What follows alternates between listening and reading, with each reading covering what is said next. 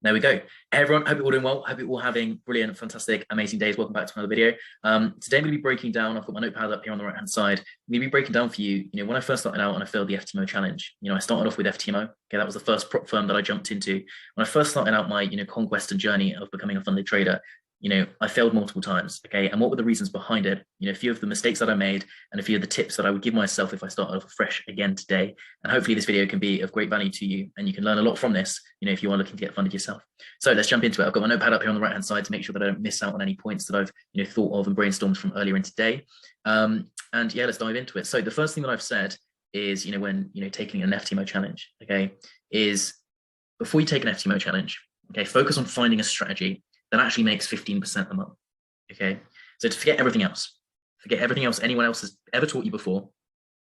Focus on developing a strategy, whether that's an expert advisor strategy, okay, whether that's a manual trading strategy, a combined approach, a hybrid approach that makes 15% a month. Okay, now for those of you that know, FTMO, is a prop firm. It's got a two-step, evaluation and verification, process to get funded with them as of the moment. Okay, that's their model. Okay, they've got a 10% stage one, and then they've got a 5% stage two. So their challenge phase, the stage one, you have to hit 10% within 30 days, okay, to pass, to move to the stage two. Stage two, you've got 60 days to hit, 5%, okay, half the amount. Okay, now, most people actually really struggle to pass these challenges, okay, let alone keep the challenges when they're, keep the accounts when they're live.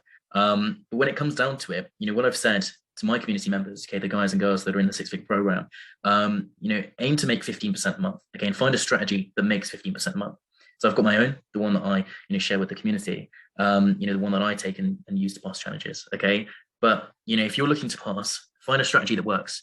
Okay, that makes 15% a month. I don't focus on anything else. Okay, so whether that be, as I've said, expert advisor or manual trading, just find a strategy that works and makes 15% a month. Now, moving on, after you found yourself a strategy that works and makes 15% a month, what I've written down here is to go and test it on the FTMO demo accounts. Okay, go and test it on the free accounts that they give you. Okay, of course, with the challenges, getting funded itself, it costs money.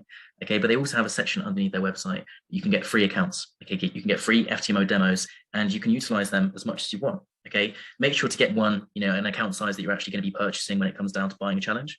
Okay, so for me, that would be $100,000 or $200,000 account. Okay, but with a $100,000 account, let's use that as an example. I would run that through a couple of times, with this new strategy that I found and put together.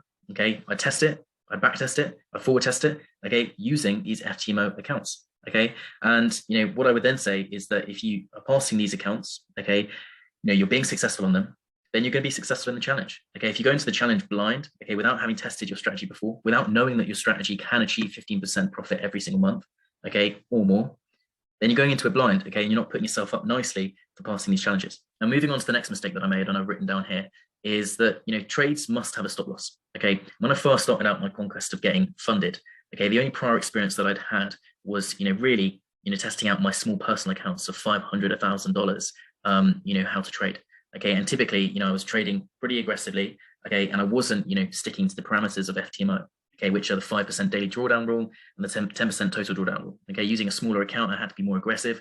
Okay, I was utilizing the leverage and I was utilizing the drawdown and equity that I had. Okay, and that of course doesn't work very successfully with FTMO. So what I've written here is that trades must have a stop loss. Okay, because more commonly than not, you'll find yourself blowing into the daily drawdown, and breaching the daily drawdown, okay, of 5%. Okay, if you haven't got your stop loss in place, okay, you don't know when you're going to get out of the market. Now, on top of that, another thing that I've written down is not calculating risk. Okay, it was also one of the biggest mistakes that I made, which incorporates into stop losses quite nicely, is not calculating the risk. It's one of the biggest things that's taken me from being a losing trader in terms of failing lots of these challenges through to now being funded with lots of them.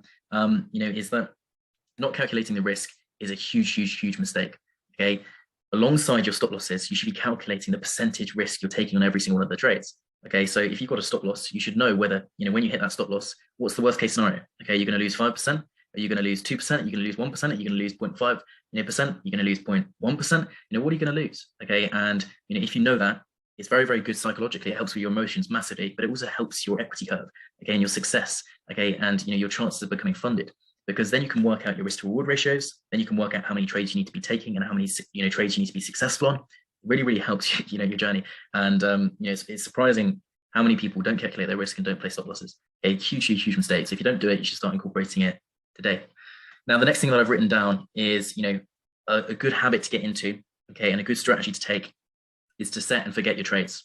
Now, the good thing with setting and forgetting trades is that there's no human manipulation, okay, within the trade and the performance of the trade, okay, the execution of the trade, the profit or the loss of the trade. Okay, when you set and forget a trade, you've got your stop loss there, you know how much you're going to lose because you calculated the risk. Okay, you set your take profit there, you know how much you're going to win because you've also calculated the reward. Okay, if you're manipulating that trade by what I mean by taking partials, moving stop loss to break even, editing the trade, taking a bit out of the trade, which is what I mean by taking partials, or perhaps adding to a position if it's winning, perhaps adding to a position if it's losing. Human manipulation very, very rarely works in traders' favor. Okay, it's mainly what's messing up traders' success and performance. Okay, whereas if you set and forget a trade, okay, you leave it, you don't allow your human psychology to interfere with it. It's either going to hit the stop loss, it's either going to hit the take profit, one or the other. Okay, and when it does either one of those, okay, you can then focus on the next trade. Okay, and how you can bounce back on that, from that losing trade, or you can, add to that winning trade. And from my own personal experience, interfering with the trades, adding to the losing trades, adding to the winning trades, taking partials, moving stop loss to break even, all sounds like a brilliant, great idea. But in terms of getting funded on these accounts, okay, you've got really, really tight, risk parameters. Okay, and all you should be focusing on is percentage increase. Okay, and how you can increase your percentages. Again, the best way to do that is to avoid human manipulation, okay, and human interference. Okay, set and forget those trades, calculate the risk. And as I said at the start, focus on finding a strategy that makes above and beyond what you need to be achieving to get an FTMO account in the first place. So moving on to the next point that I've written down, okay, one of the other mistakes and one of the other tips that I would give myself today, starting afresh, is to take your time. Okay, ultimately, you've got actually quite a lot of time when it comes to these challenges. Okay, there's other programs out there like Ment Funding, give them a quick shout out. Okay, they've got unlimited amounts of time. Okay, so you can be trading them, with 0.5% risk, taking your time, gradually increasing the account with no stress, no worries. Okay, and with FTMO, you've still got 20 trading days thereabouts. With my Forex funds, the prop trading, the funded trader, you've still got 20, 22, 23, 24 trading days, okay, within the month to perform and execute trades on. Okay, and if we break that down into smaller amounts of profit and smaller targets of what you actually need to hit, on a 100k account, you've got to hit that 10%. Okay, round one for FTMO, it's 8% for my Forex funds, but for 10% for FTMO, that's roughly £500 a day. Okay, or $500, should I say, every single day. And if you're hitting that, then you will, pass the challenge. Okay, and you can push it a little bit more towards the end to try and get across the line. But what I would say is take your time. Most people that I see come across are all very excited about it, as you would be. Okay, these are large accounts. Okay, and you're seeing large amounts of profit than you've probably ever seen before on your $500, $1,000 account.